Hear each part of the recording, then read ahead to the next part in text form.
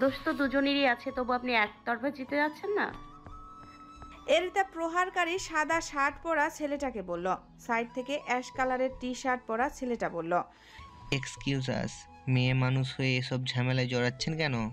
যখন ছেলে মানুষেরা দাঁড়িয়ে তামাশা দেখে তখন মেয়ে মানুষদেরই এগিয়ে আসতে হয়। এত বড় গাড়ি নিয়ে এই ছোট্ট গলিতে এসেছেন, তারপর আবার রাস্তায় পার্কিং করেছেন।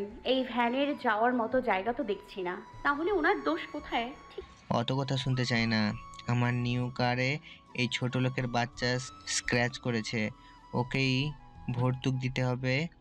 সাদা শার্টওয়ালা বলল। আছে, আপনার গাড়ির ভর্তুকি আমি দিচ্ছি। ওনার হাতে যে ব্যথা পেয়েছে সেটার ভর্তুকি দিন। যতগুলো কোষের ক্ষতি হয়েছে এখনই সারিয়ে দেবেন। মানে সেটা কিভাবে সম্ভব? চিকিৎসার টাকা দেওয়া যায়, কিন্তু ক্রাশের ক্ষতিপূরণ কিভাবে দেয়? বড় লোকের বাচ্চা আপনি, অথচ সামান্য ভ্যান চালকের শরীরের কোষ মেরামতের ক্ষমতা নাই আপনার। এ কেমন বড় লোক রে বাবা? এরিতা ব্যঙ্গ করে বলল। ভ্যান চালকের মনে হয় পাওয়ার বেড়ে গেল, কেউ ওনার হয়ে কথা বলছে, তাই সে গলাবাজি শুরু করলো। এরিতা তাকেও থামিয়ে বলল, উনিও আপনার ছেলের বয়সী, ক্ষতি ওনারও হয়েছে, অথচ আপনি গালাগালি করছেন। রোডের দুপাশে পাটের ব্যাগ দিয়ে বেঁধে আনেননি কেন? হ্যাঁ, গাড়ির জায়গায় মানুষও থাকতে পারতো। এরিতা বিরক্ত হয়ে বলল। রাস্তার জ্যামে এজাজের সাথে বাইকে মিতা আক্তার আটকা ছিল।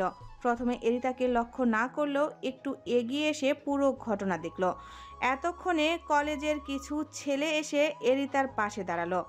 গাড়িওয়ালা ছেলে দুটো আর কোনো কথা না বাড়িয়ে গাড়ি নিয়ে আস্তে করে চলে গেল। ভ্যানওয়ালাও কাচুমাচু করে কেটে পড়ল। এরিতা শুভেচ্ছার দিকে সাইড দাঁড়ালো। শুভেচ্ছা জিজ্ঞেস করলো, তোর এত সাহস কোত্থেকে আসে দিতু? মারামারিতে যোগদানও করতে পারিস, অথচ দেখ আমার পায়ের হাঁটুতে কাঁপাকাঁপি শুরু হয়েছে। এইসব দূর থেকে দেখাই মজা। ছোট থেকে নিজের দায়িত্ব নিজে নেয়, ভয়ে জড়তা কেটে গেছে। আমি এফাজের স্কুলে যাব। ক্লাস টিচার ফোন দিয়েছিল, এফও নিশ্চিত কোনো গন্ডগোল করেছে। যাবি আমার সাথে? নেক্সট ক্লাস করতে ইচ্ছে হচ্ছে না, চল যাই। বাইক থেকে মিতা আক্তার নেমে পড়েছিল। এজাজের দিকে আবার এগিয়ে গিয়ে বলল, এদিতাকে আমি মফস্বলের আনস্মার্ট একটা মেয়ে ভেবেছিলাম, অথচ এই মেয়ের ধীরতা দেখে অবাক হই মাঝে মধ্যে। যে মেয়ে ছেলেদের সামনে চোখে চোখ রেখে থ্রেড দিয়ে সমস্যার সমাধান করতে পারে, সে আর যাই হোক আনস্মার্ট না মামুনি, ওর আলাদা একটা ব্যক্তিত্ব আছে। এই বয়সী মেয়েদের মতো ন্যাকামি কিংবা মেলি ব্যাপার খুবই কম দিতুর মাঝে। আচ্ছা, আম্মু দিতুর পাশের মেয়েটাকে খেয়াল করেছো? কোন মেয়ে? না, খেয়াল করিনি। এখানে এসেও তুমি দুষ্টুমি শুরু করেছো জান। রিশকে দেখেও তো কিছুটা শিখতে পারো। He is too much obedient. Obedient না, আরো কিছু বিয়ে বাসর সব শেষ করে এখনো অবিডিয়েন্ট। মনে মনে বলল। মাথা নেড়ে সম্মতি জানালো এরিস সত্যি অবিডিয়েন্ট। এফাজের স্কুলে এসে এরিতা জানতে পারলো সে তার সিনিয়র এক মেয়েকে লাভ লেটার দিয়েছে। মেয়েটা আবার স্কুলের এক মিসের মেয়ে। চিঠিটা মিস এরিতাকে দিয়ে এফাজকে ডাকতে গেল। অনেক প্রিয় আদ্রি, আশা করি ভালো আছো। আমি অল্প ভালো আছি, কারণ তুমি যে প্রতিদিন আমার গাল ধরে কিউট কিউট বলো, সেটা আমার ভালো লাগে না। আমি কি এখনো বেবি নাকি? জানো, আমার দুইটা ডেসিং ব্রো প্রতিদিন আমাকে ট্রেনিং দিচ্ছে সিক্স প্যাক বডি বানানোর জন্য। আর একটু বডি হলে তোমাকে দেখাবো। আর তোমাকে আমার অনেক ভালো লাগে। তোমার ফোন নাম্বারটা দিও। ইতি, এফাজ তালুকদার। চিঠিটার শেষে বড় করে লাভ সাইন আঁকা, তার মাঝে E+A লেখা। এরিতার প্রচণ্ড হাসি পাচ্ছিল, কিন্তু টিচারদের সামনে সেটা বেয়াদবি হবে নিশ্চয়ই। এদিকে শুভেচ্ছার দম ফাটায় হাসি শুরু করলো। এরিতা ওর হাসি দেখে নিজেকে আর আটকে রাখতে পারল না, সেও অট্টহাসিতে ফেটে পড়ল। এই বয়সে মেয়েরা কারণে অকারণে হাসাহাসি করে, তাই টিচাররা অত আমলে নিল না। কিছুক্ষণ পর ক্লাস টিচার এফাজকে সাথে নিয়ে এলো। এরিতা এফাজকে ইশারা করলো সরি বলার জন্য। এফাজা বাধ্য বালকের মতো সেটাই করলো। মিস, ক্লাস 4-এ একটা বাচ্চা এসবের কিছু বোঝে না। ও নেহাতি দুষ্টুমি করে এমনটা করেছে, আর কখনো এমনটা হবে না। এরিতা সরি বলে স্কুল থেকে এফাজকে নিয়ে বের হয়ে গেল। তোকে স্কুল থেকে টিসি দেবে বলেছে। এমন বেয়াদবি করেছিস, আম্মু জানলে ছাল চামড়া সব ছিলে লবণ লাগাবে। এরিতা রাগ রাগ ভাব নিয়ে শাসালো। এফাজ সুবোধের মতো চুপচাপ হাসছে। সে জানে কথা বলেই পিঠে ঢাক বাজাবে এরিতা। তখন শুভেচ্ছা জিজ্ঞেস করলো, এফু, তোর তো এলেম আছে ভালোই। এই বয়সে লাভ লেটার দিস, এত সাহস পেলি কোথায়? আমার কি দোষ শুভ আপু? আদ্রি প্রতিদিন আমাকে দেখে হাসে আর আমার গাল ধরে কিউট কিউট বলে। আমি ভেবেছি ও আমাকে পছন্দ করে। তাছাড়া 2 দিন আমাকে ক্যান্ডিও দিয়েছে। তাহলে বলো, এটা কি এমনি এমনি? ওই কেউ কিউট বললে আর ক্যান্ডি দিলেই তুই তাকে লাভ লেটার দিবি? তুই কি বানুর কাছে থেকে শিখেছিস এসব ফাত্রামি? বাসায় চল, তোর পাকনামি যদি না বের করেছি। কান ধরে বলল এরিতা। আহা দিতু, বকিস না, আর করবেন না। আমাদের এফু আসলে অনেক কিউট, আর বড় হলে দেখবি কিরম হ্যান্ডসাম হয়। এখনই আমার সমান লম্বা। আচ্ছা এফু, আমিও তো তোর সিনিয়র, চল আমরা বিয়ে করে ফেলি। আফটার অল তুই ওই ছাপড়ির চেয়ে ভালো আছিস। শুভেচ্ছা মজা করে বলল, নো নো শুভ আপু, আমি তোমাকে সামলাতে পারবো নাকি? তুমি কত বড়, আমি তোমাকে শপিং করে দিতে পারবো না। আমার টাকা নাই। তুমি বরং জাজ ভাইয়াকে বিয়ে করে ফেলো। ভাইয়া 2-3টা গার্লফ্রেন্ড সামলাতে পারে, তোমাকেও পারবে। ভাইয়া ইয়া বড় বড় বডি আছে, সাথে টাকাও। এরিতার কাশি শুরু করলো। মনে মনে ভাবছে, এজাজ ভাইয়া যদি জানতো তার বাড়া ভাতে আগেই কেউ ছাই দিয়ে রেখেছে। আহা, আমাকে বলেছে মিথ্যা প্রশংসা করতে, এদিকে তার তবলা এফু আগেই ফাটিয়ে দিল। না রে ভাই, বিদেশি জিনিস দেখলেই আমার অ্যালার্জি হয় ইদানিং। তুই রাজি কিনা বল, তোর প্লে বয় কাজিনকে না, তবে তোর পোলার দুলাভাই হলেও চলতো। এরিতা কটমট করে তাকালো শুভেচ্ছার দিকে। আমি আগের বিজনেস বাদ দিয়েছি শুভ আপু, ঘুষ দিল আর দুলাভাই বানাবো না। বলে খিকখিক করে হেসে উঠল এফাজ। এরিতা এফাজের মাথায় গাঁটটি মারল একটা। এরিসদের বিডিতে আসার আজ 24 দিন চলছে, আর 1 সপ্তাহ পর তারা ব্যাক করবে তালুকদার ভিলায়। এটা অবশ্য কেউ জানে না এখন পর্যন্ত। রাজু ইচ্ছা ছিল মাস 3 থাকার, কিন্তু মিতা আক্তার 1 মাসের বেশি রাজি হয়নি।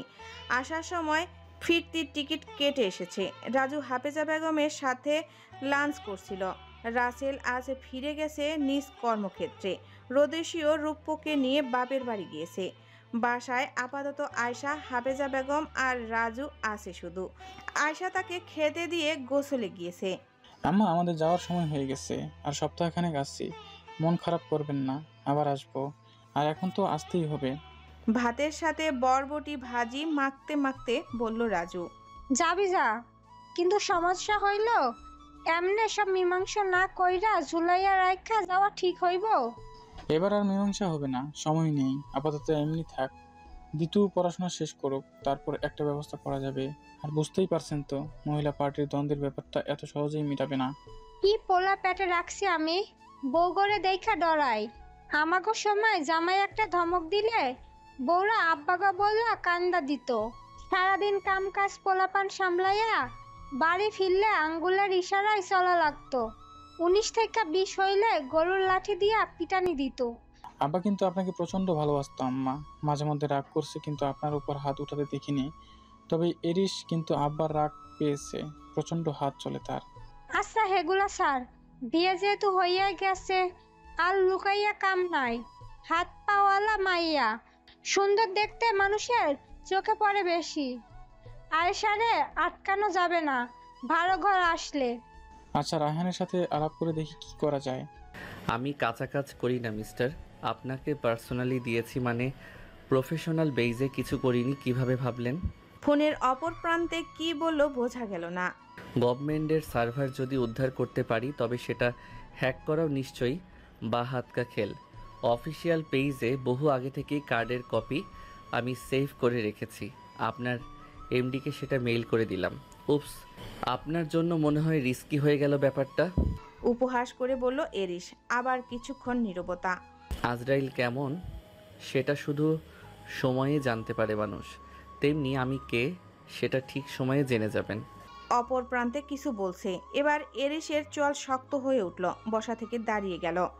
ইউ ফাকিং নেই, do what you want, I don't care বলে ফোন ডিসকানেক্ট করে দিল এরিস। একটা টোকা লাগলে তোর 14 গোষ্ঠীকে মাটির নিচে পুঁতে ফেলবো।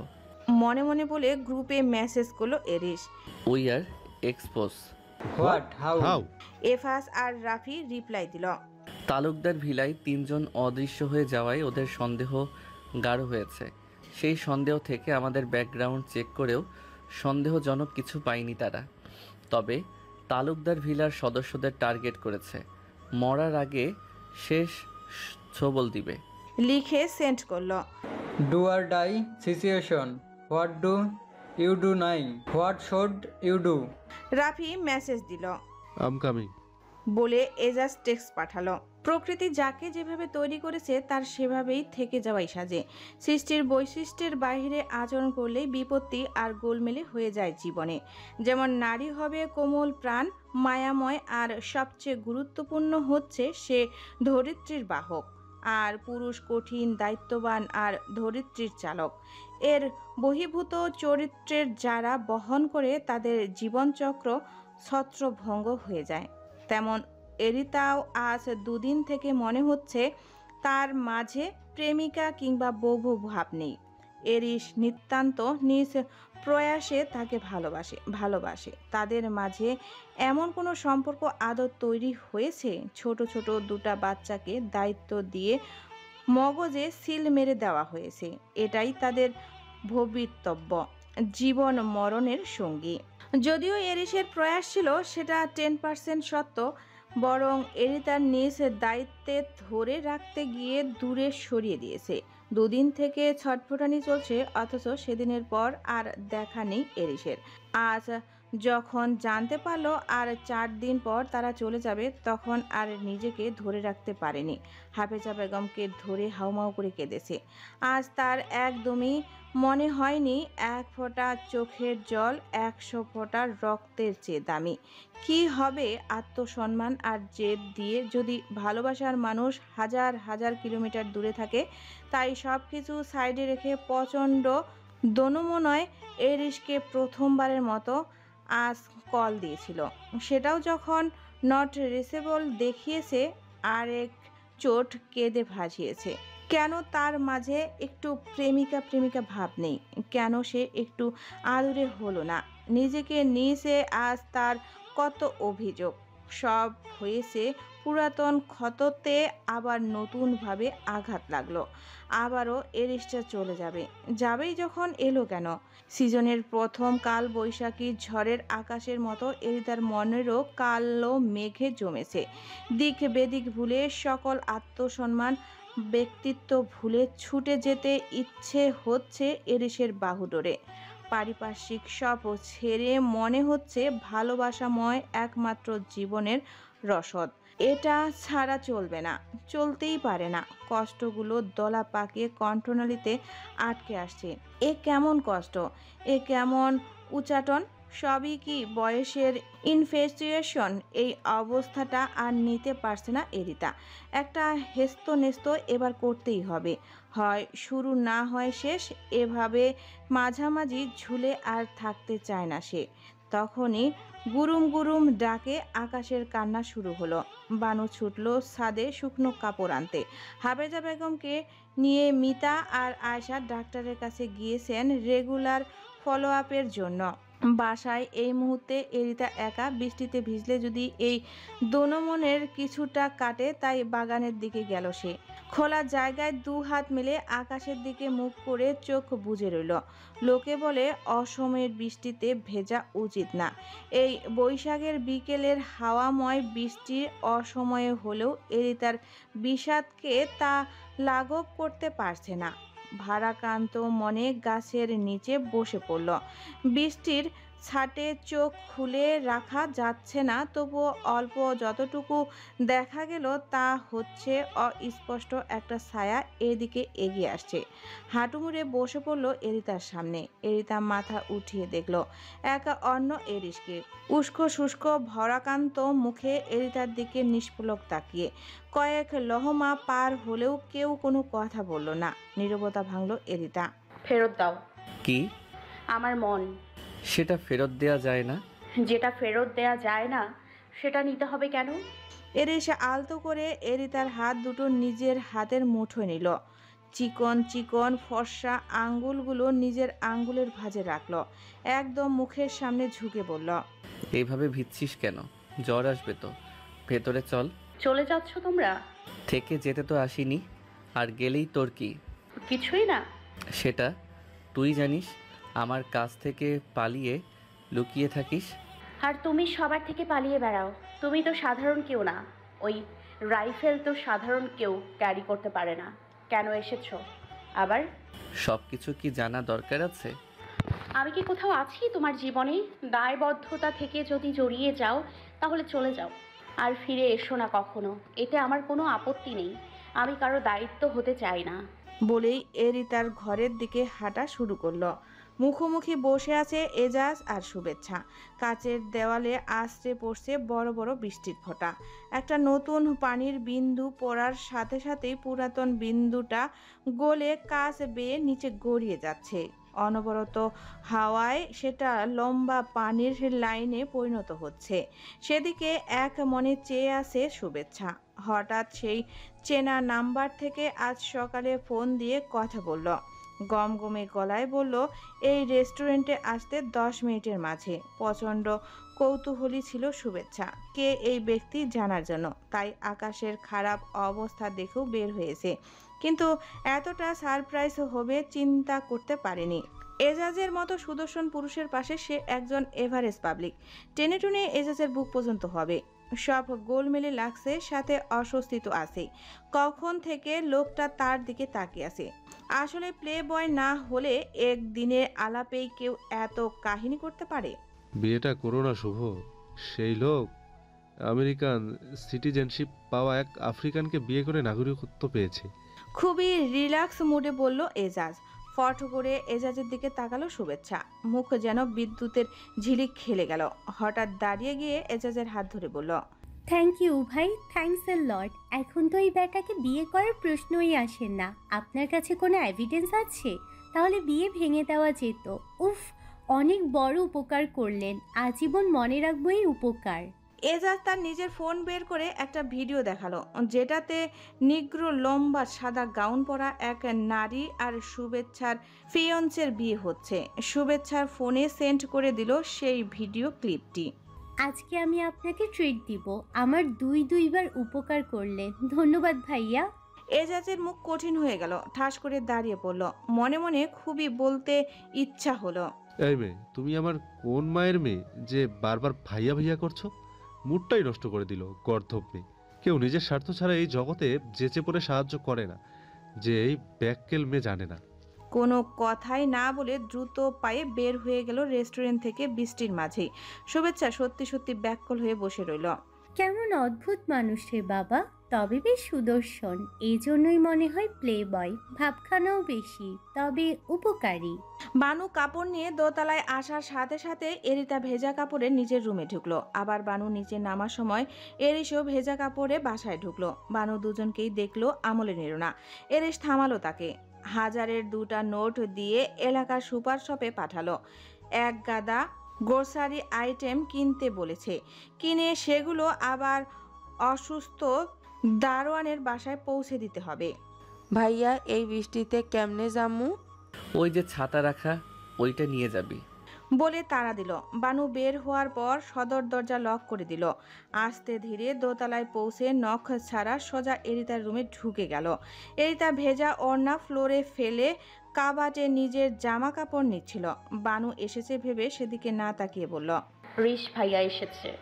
আম্মু তো নাই, তাই ভাইয়ার জন্য খাবার গরম কর যা। কাপড় চোপড় পরে গুছিয়ে রাখিস। ওনার চোখ মুখ বেশ শুকনো দেখাচ্ছে।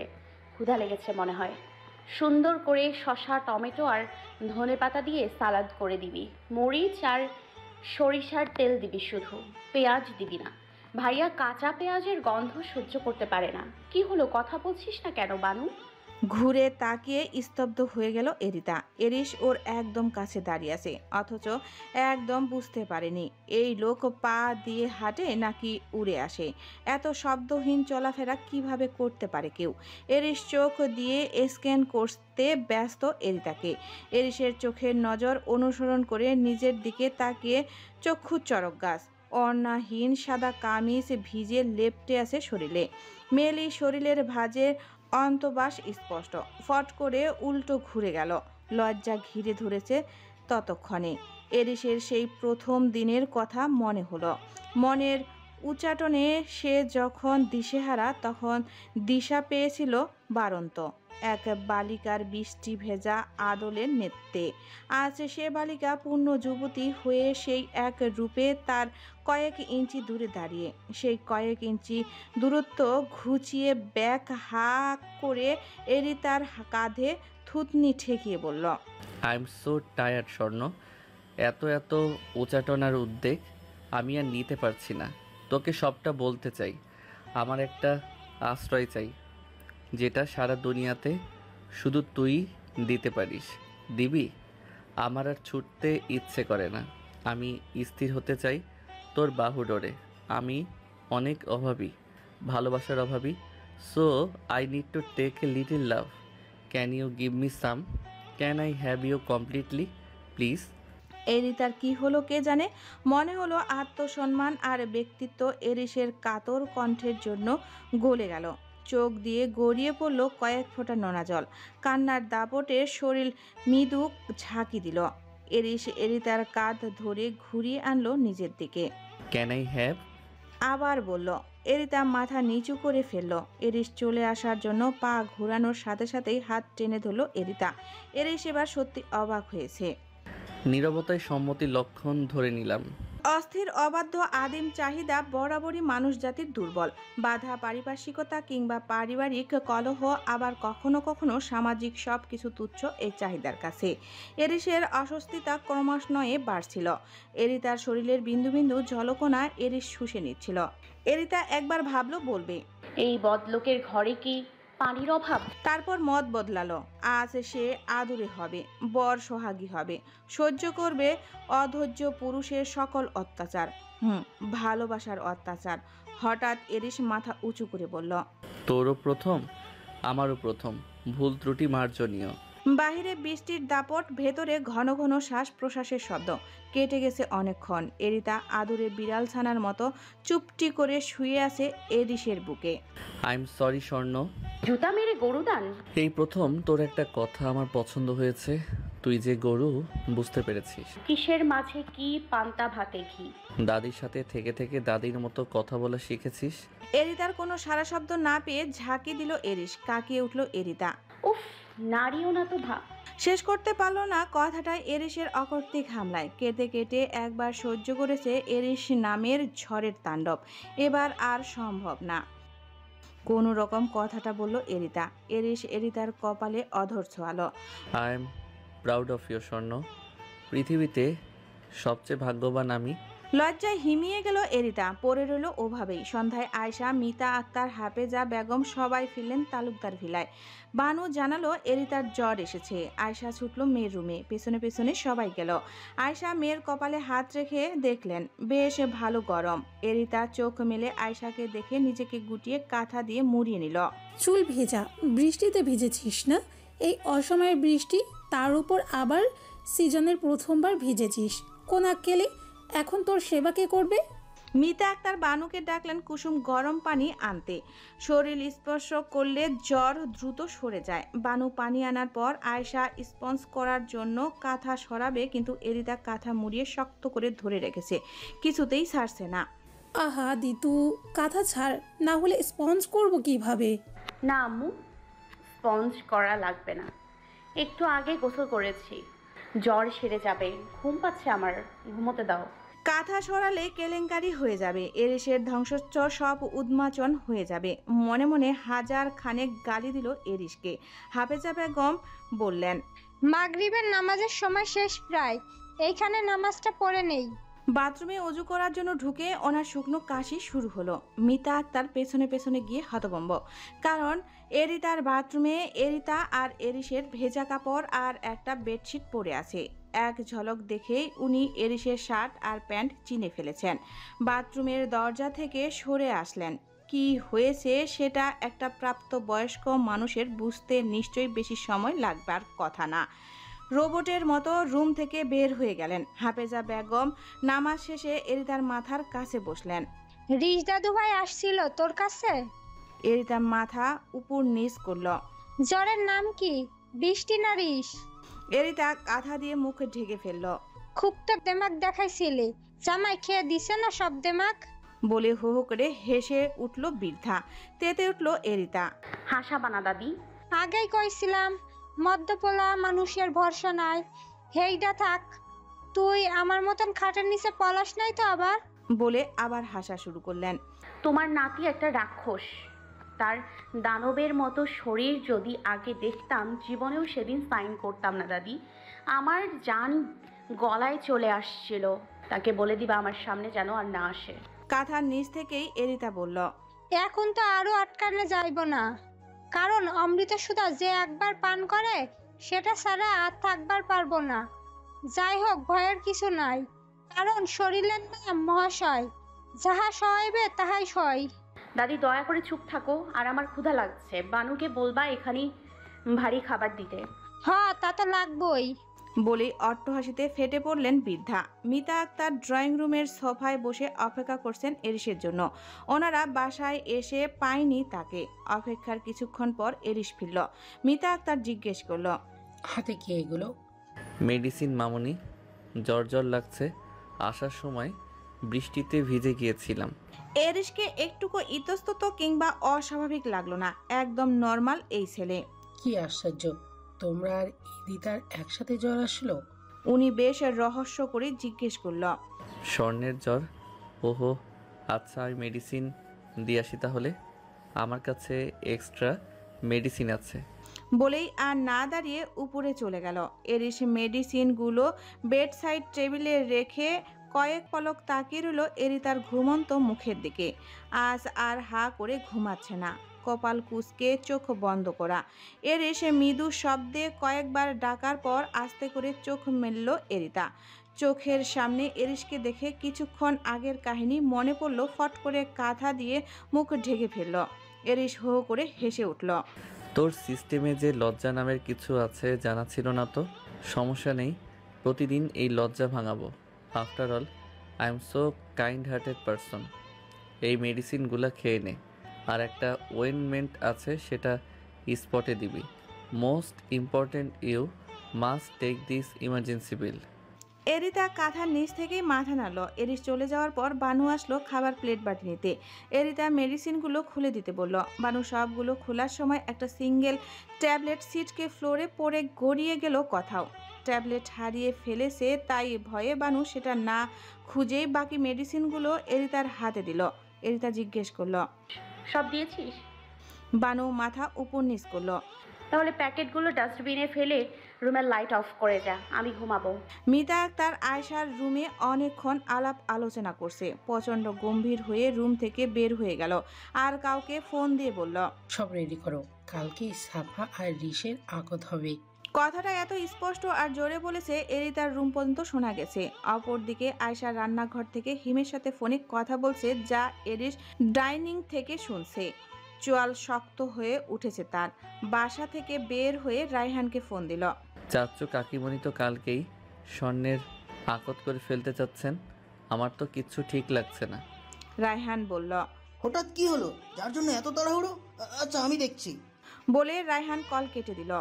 মানব মস্তিষ্কের বাম দিকে প্রিফ্রন্টের কনটেক্সট সুখ এবং দুঃখ একসাথে থাকে।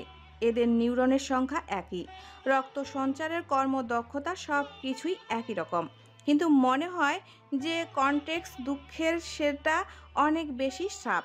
কেননা বছরের 365 দিনের মাঝে যদি 364 দিনই সুখের হয় আর একদিন হয় দুঃখের, আজীবন সে দুঃখের স্মৃতি বয়ে বেড়ায়। এরই তার মস্তিষ্কের ফাংশনও সেম। তার সাজানো গোছানো জীবনের ভালোবাসা প্রাপ্তির অভাব নেই। আয়শার একটা ইনস্টেট আর নিজের বাল্যবিবাহ ছাড়া তবুও সব ছাপিয়ে সে দুটা ঘটনায় জাবর কাটত সময় অসময়। অবশ্য সে স্বেচ্ছায় সেটা করতো না। পাড়া প্রতিবেশী সহপাঠী তাকে বারবার মনে করিয়ে দিত তার আম্মু ভালো না, খারাপ কিছু করেছে, তাই এরিতাকে নিত্যির খারাপ পাল্লায় রাখা হতো।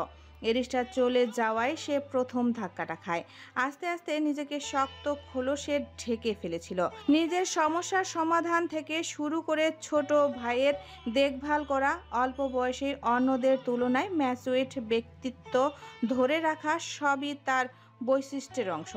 কিন্তু কথায় আছে, প্রেমে পড়ে নারীরা বোকা হয়ে যায়, বোকা বোকা কার্যক্রম করে। এখন এরিতাও সেটারই মনে হচ্ছে। এরিস আর তার সম্পর্ক পারিবারিক কিংবা সামাজিক স্বীকৃতি এখনো পায়নি।